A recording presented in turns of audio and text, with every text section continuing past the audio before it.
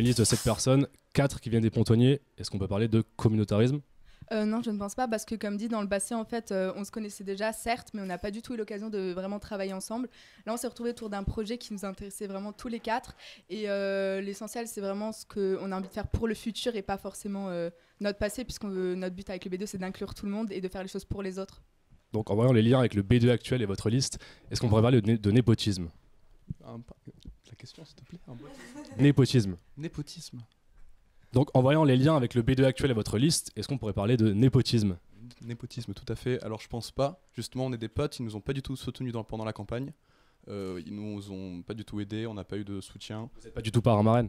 Aussi. Mais ça c'est différent, ça c'est vraiment en dehors de la campagne, ça c'était avant. Justement, moi par exemple avec Karim, au début de la campagne, il m'a dit bon Sean, on va essayer de couper contact pendant la semaine. Et après on pourra reparler, on pourra faire la fête ensemble. Mais bon, là t'es tout seul pour l'épreuve. Quelle différence existe-t-il entre vous et le projet CRO? Bon, c'est une question intéressante, mais il faut savoir que le projet CRO, c'est une association qui est totalement différente du BDE, mais ça ne les empêche pas d'être complémentaires. Le projet CRO, c'est vraiment le pôle festif de Sciences Po, c'est ceux qui vont vous ambiancer au collégiat, c'est ceux qui vont organiser des grosses soirées, et le BDE, c'est vraiment, ça concerne les élèves, le bureau des élèves par son nom et son abréviation. Est-ce que c'est vraiment au BDE d'organiser toutes ces actions humanitaires? Vous vous prenez un peu pour Afrique Action et vous empiétez sur Exit? Bah écoutez, je pense que le BDE, il n'a pas, enfin, c'est sûr qu'il a un rôle festif, mais ce serait dommage de laisser ce BDE uniquement à ce rôle-là. Je pense que le BDE, son but, c'est de fédérer le campus, mais aussi en même temps, dans le campus, on a beaucoup de gens qui s'engagent, et ce serait dommage qu'on se désolidarise complètement de tous ces engagements, et donc c'est pour ça qu'on s'est proposé de faire des actions humanitaires comme celles qu'on a proposées, et je pense pas qu'on puisse faire trop d'humanitaire dans une quelque mesure. Alors, vous avez l'air d'être une liste vraiment, vraiment très chaude, mais moi j'ai une question. Est-ce que vous serez capable de vous calmer pendant un an et d'obéir au BDE actuel, les 2A, les chefs quoi? Je pense pas justement qu'il y ait des chefs. Je pense que les 7 2A et les 7 1A sont vraiment un BDE, sont vraiment une équipe soudée. Et je pense qu'au contraire, ils ont des choses à nous apprendre. Ce sera plus des guides que des chefs. Donc on n'aura pas à se plier à leurs ordres, mais au contraire, peut-être à écouter leurs conseils. Et on a beau être chaud, on est surtout motivé pour apprendre plein de trucs. Vous aimez bien écouter leurs conseils, vous avez même lu leur liste apparemment, parce que l'année dernière c'était à peu près le même programme. Est-ce que tu sais quand c'est la fête de la musique? La fête de la musique, oui, c'est au mois de juin. Tu essayes de relever une petite faille dans notre programme.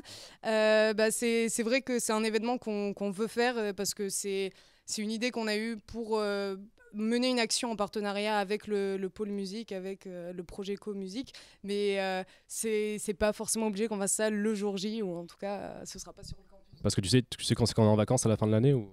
Oui, c'est en mai, quoi, juste après les collégiades. Fêter Pâques, pourquoi?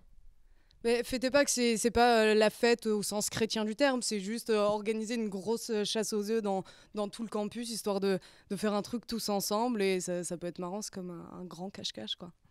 Pourquoi avoir choisi Nathan comme Dieu? Vous trouvez qu'il est supérieur à vous?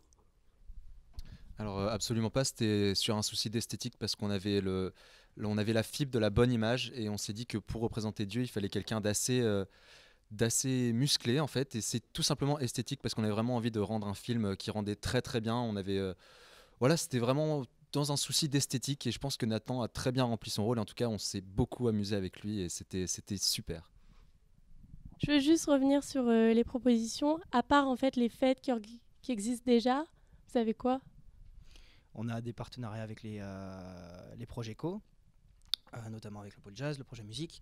On avait pensé aussi donc Pâques, mais c'est pas que des soirées, je veux dire. Enfin, on avait aussi pensé avec le Parvenu faire un partenariat en ce qui concerne une espèce de starter pack de l'année d'un première année, avec tout ce qui est les tâches administratives à remplir pour éviter toute forme de problème quand tu arrives à Nancy, et pour que les étudiants internationaux comme les étudiants français se sentent pas perdus sur les choses à faire quand tu arrives en première année, que tu vas vivre tout seul. Voilà, c'est un des projets qu'on aimerait vraiment mettre en place. Mais alors, j'ai une petite question, après vous avoir entendu parler de tout ça, mais concrètement, c'est quoi le BDE? Pour nous, le BDE, c'est un super projet co sur le campus qui est là vraiment pour fédérer le campus, pour prendre soin de ses étudiants, qui organise des projets pour eux, qui est là vraiment tout au long de l'année pour les accompagner dans un souci de bonne entente, de solidarité et vraiment de belle vie sur le campus, quoi. Pendant votre campagne, vous nous avez beaucoup parlé de la Schönberg. Que faites-vous des H2O et pas de blagues. Déjà, là, je regarde Amor en particulier qui fait partie de cette team. Donc, pour les H2O, concrètement, c'est des boissons sans alcool. Le flunky, c'est pas forcément avec une bière, tu peux le faire avec des boissons sans alcool. Les fêtes et les journées à thème, par exemple, la Saint-Patrick, il n'y a pas d'alcool vraiment qui est concerné. Par exemple, la Saint-Nicolas aussi, c'est un projet qu'on voulait mettre en place et qui est déjà qui est déjà mis en place. Donc, avec le projet cuisine. Donc, ça, c'est tout. C'est pour les H2O, c'est pour les personnes qui boivent pas. Le côté administratif aussi, on pense surtout à des personnes qui sont plutôt concernées par l'aspect sérieux, par le projet sérieux de notre liste, de tout ce qui est se charger du côté administratif, tout ce qui est se charger des élèves et pas seulement organiser des soirées, parce que c'est vrai que ça c'est quand même c'est quelque chose qui doit être mis en place par le projet CRO et pas par nous. Est-ce que vous trouvez ça très fair-play de faire une vidéo qui reprend quand même avec beaucoup de similarités celle du B2 de l'année dernière? Alors, vous parlez de la deuxième vidéo, c'est ça? La deuxième vidéo, je pense pas qu'elle reprenne vraiment les idées du B2 de l'année dernière. J'ai regardé leurs vidéos, c'est vrai qu'il y avait beaucoup l'idée de rangement, de soirée. Mais nous, je pense qu'on a quand même amené le concept, entre guillemets, c'est pas non plus révolutionnaire, mais des travaux voulus par Dieu. Et ça, je pense pas qu'il y avait dans la vidéo de l'année dernière. Et puis aussi des nouvelles épreuves. Par exemple, il y avait la carte avec la Schoenberg qu'on a proposé. Il y avait un autre style de montage aussi. Donc non, j'ai pas l'impression qu'on se soit beaucoup inspiré de la vidéo de l'année dernière. Dernière question pour toi, Antoine. Une imitation de François Laval?